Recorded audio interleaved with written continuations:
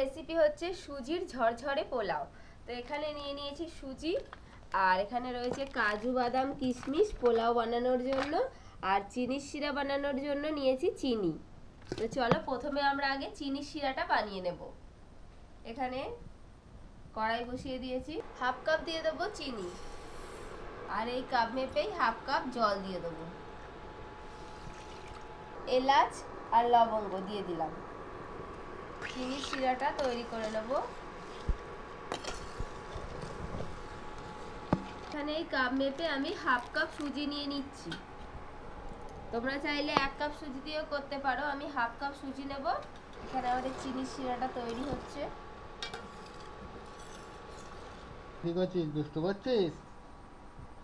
আমাদের সজু আর কুল্লা বসে আছে, এখনো পর্যন্ত খাওয়ার দাওয়ার হয়নি।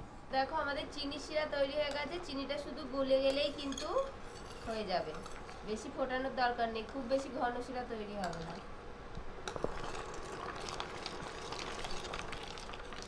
দেখো আমাদের চিনি শিরা রেডি হয়ে গেছে, নামিয়ে নিচে রেখে দেবো। দেবো ঘি, আলাদা কড়াই বসিয়ে দিয়েছি।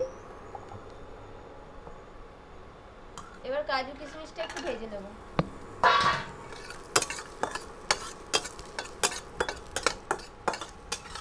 ভাজা হয়ে গেছে, তুলে নেব। দিয়ে দেবো হাফ কাপ সুজি, একটু নাড়াচাড়া করে নেব। এর মধ্যে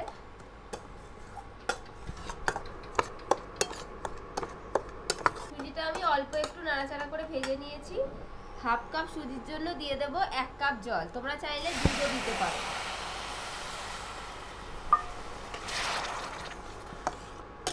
এবার এটাকে নাড়াচাড়া করে একটা ডো তৈরি করে নিতে হবে। দেখো আস্তে আস্তে এটা শক্ত একটা ডো তৈরি হয়ে যাবে। দেখো সুজিটা কিন্তু একটা ডো তৈরি হয়ে গেছে।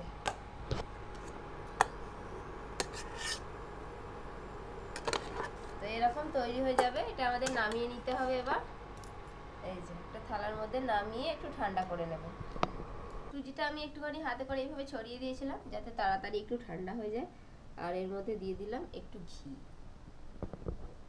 তোমাদের যদি মনে হয় যে এটা একটু পাতলা পাতলা লাগছে না, একটু শক্ত হয়নি, তাহলে এর মধ্যে একটু ময়দাও দিতে পারো। আমি যদি লাগে ময়দা তাহলে দেবো। এটাকে আমি ভালো করে এখন একটু মেখে নেব হাতে করে।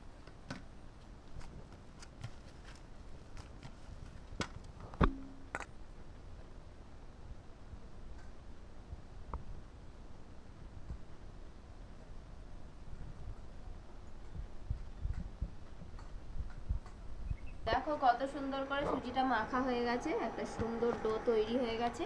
এর থেকে দুটো বা তিনটে লেচি কেটে নিতে হবে। তার আগে আমি এখানে তেল গরম করতে বসাবো। তো আমি তিনটে লেচি কেটে নিলাম, তাহলে আমাদের পোলাওটা যখন আমরা তৈরি করব সুবিধা হবে। খুবই সহজ, খুব তাড়াতাড়ি হয়ে যায়।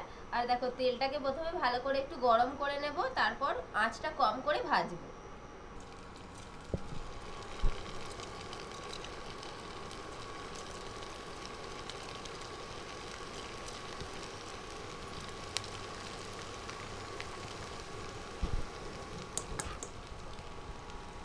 কম রেখেছি, এবার এটাকে ভেজে নেব। খুব বেশিক্ষণ ভাজার দরকার নেই, হালকা করে ভাজলেই হবে। দেখবে এরকম শক্ত শক্ত হয়ে এসছে, একটু হয়ে গেছে আমাদের এটা।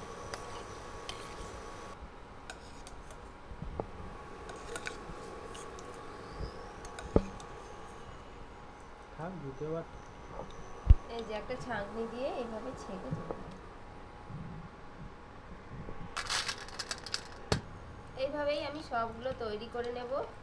একবার ভাজা হয়ে গেল, আবার একবার করে ভাজছি।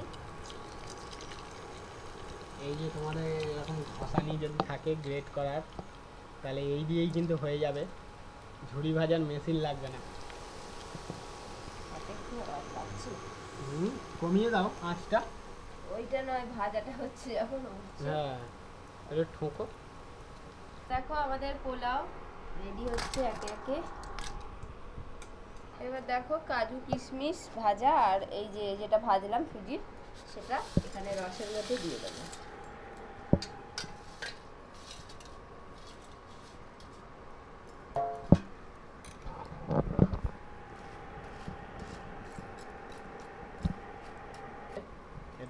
হবে, ভিজবে। হ্যাঁ, এবার রসের মধ্যে রসটা ঢুকতে একটু টাইম লাগবে। তাও কতক্ষণ লাগবে? 1 ঘন্টা? হ্যাঁ, 1-1.5 ঘন্টা রাখলে ভালো হয়। 1-1.5 ঘন্টাই রেখে দেওয়া হবে। এই যে থাক এখন। তৈরি হয়ে গেছে। তো আমি রসটাকে একদিকে একটু কাত করে নিয়েছি, তাহলে ঝরঝরে পোলাও পেয়ে গেলাম। রসটা ঝরে গেল। তোমরা একটা ছাঁকনির মধ্যে রসটাকে ঝরিয়ে নিতে পারো।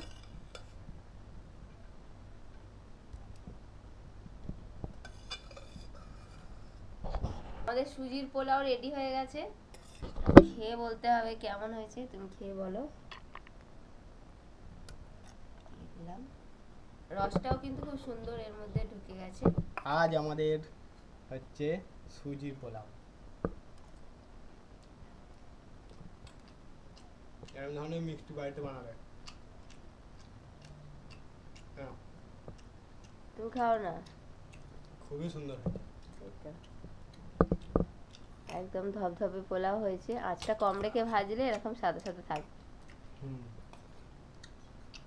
ওপর থেকে কাজু বাদাম কিশমিশের একটা মানে ফ্লেভার আছে, বেশি কাজু দেওয়া হয়েছে, রসটাও ভালো ঢুকেছে। তোমরা বাড়িতে ভাবে বানাও, ভালো লাগবে। আর এটা পুজোতে মিষ্টান্ন হিসেবে ব্যবহার করা যাবে। খুব ভালো, খুব দারুণ লাগছে। আজকে ভিডিওটা এখানেই শেষ করব। লাইক করবে ভিডিওতে, কমেন্ট করবে। টাটা।